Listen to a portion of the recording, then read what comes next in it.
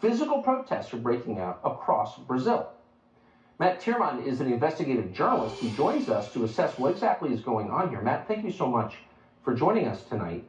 So the Biden administration is admitting they had the CIA director try to bully the president of a sovereign country on the question of his own elections? How can that happen? Well, they don't even think it's a big deal. It's par for the course. In fact, Bernie Sanders was talking about it on Pod Save America, the lefty podcast of former Obama administration alum. And it was like, okay, this is great. This is what we should be doing. We need to secure, quote unquote, democracy our way. Now, Bernie Sanders was somebody who was rallying for decades against the CIA involvement in Latin America in the 70s. But everything's about politics for these people. And in addition to the CIA director, now they're talking about sending Jake Sullivan down there, the national security advisor, to make sure the transition is orderly. But the bigger deal, I think, is that they have had a see no evil, hear no evil mentality for the last 2 years as Bolsonaro followers, politicians aligned with him, journalists have been censored,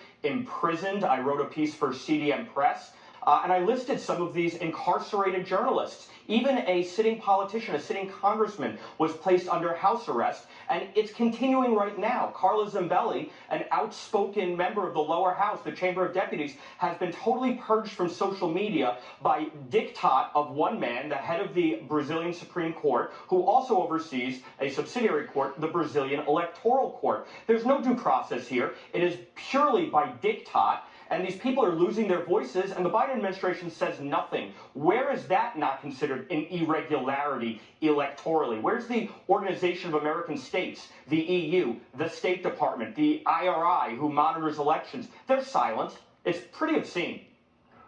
If you don't have free speech, you don't have democracy. Free speech is a prerequisite for democracy. So when you shut down free speech, it's not a democracy by definition.